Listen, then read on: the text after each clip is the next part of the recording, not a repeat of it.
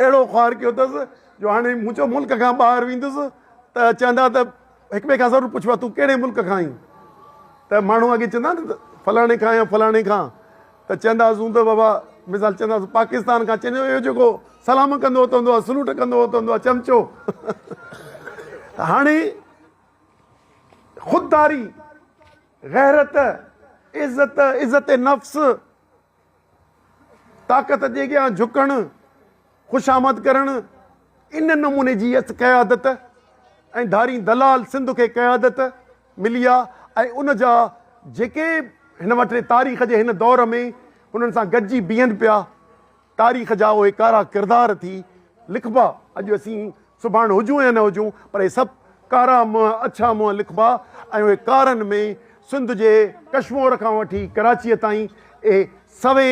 MNA senator MPs लिखबा तारीख़ में ऐं ईंदड़ नसुल उन्हनि ते लानतूं विझंदा ऐं उन्हनि जी मज़मतूं कंदा उन करे ही मुंहिंजो बिस्मिल्ला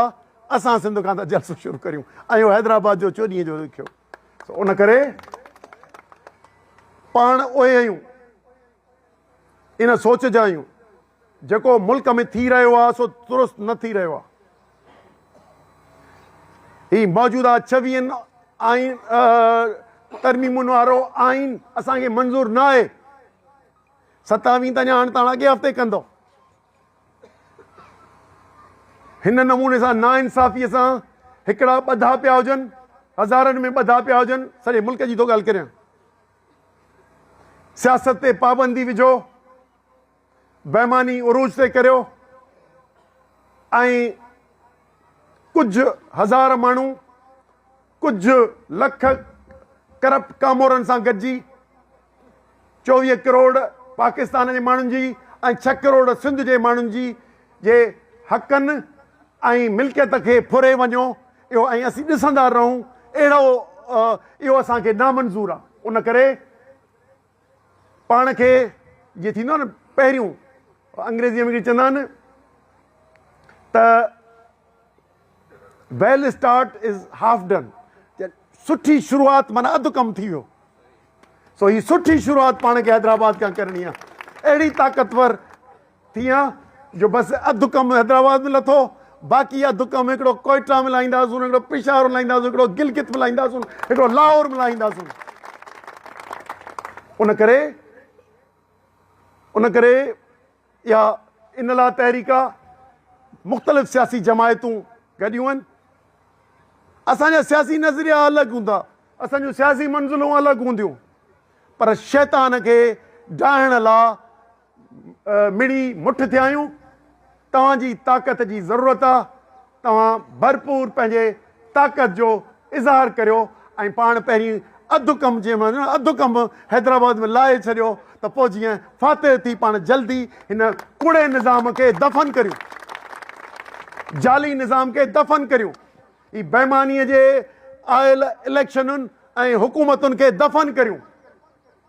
हिकिड़े साल में या 6 महीननि में इन निज़ाम खे ड्राए पट करियूं तॾहिं शयूं नए सिर उभरंदी जेसीं हिनखे ड्रायो नथा हिन यज़ीदी दौर खे हिन फिरोनी दौर खे हिन ज़ुल्म जे ऐं ॾाढ जे दौर खे तेसि ताईं नओं सिज न उभरंदो असांजे पंहिंजी इहा राय उन करे पंहिंजे मुस्तक़िल मिज़ाज सां ई कमु कंदासूं इनशाला पाण कामयाबु थींदासूं अॼु वरी हींअर तव्हां ॾे आयुसि पे वरी इस्लामाबाद मां फ़ोन आई दोस्तनि जी त असेंबली इजलासनि जल्दी पहुचो त रोज़ बरोज़ सूरत हाल ख़तमु पई थींदी वञे मटिजंदी पई वञे त मीटिंग करियूं सुभाणे परीहं 2 ॾींहंनि खां पोइ सो दोस्त हुते गॾिजाणी कनि पिया मूं चवणु हिकिड़े ॾींहं में त कोन था अची सघूं 3-4 ॾींहं विचां विथी विझो सो दोस्त अॼु सलाह मसलत कनि पिया मजमूई मुल्क जी 27 आइनी तरमीम खां पोइ मजमूई उहो कारो कानून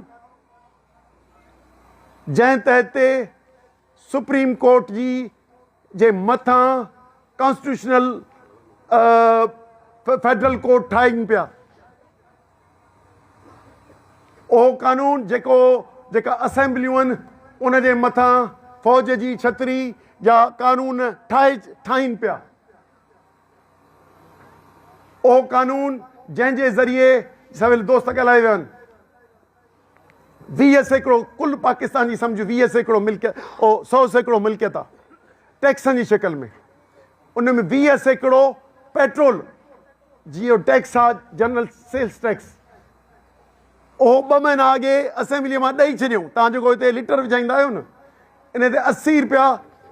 अॻे वेंदा हुआ जेके सूबनि में विराइबा, हाणे उहो खाई विया। 20 सैकड़नि जो धाड़ो हणाए वरी चवनि पिया त बाबा असां NSE ते सौदो कोन कंदासीं। बाबा ही हणी चाराना फुरे सॼी मिल्कियत पाकिस्तान जी मिल्कियत जा, माना ही खणी सम्झो छा चवंदा आहिनि किरोड़नि में कान्हे, अरबन में कोन्हे, अरबन में कोन्हे, पदमनि में ॿुधासीं। तव्हां ॿुधा पदम, सो पदमनि मां पदम खाराए छॾिया अथनि ऐं उन ते पिया कनि। सो उन करे ही 27वीं तरमीम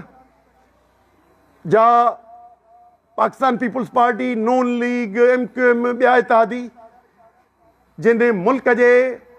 में ते हुकुमरानी सिविलियन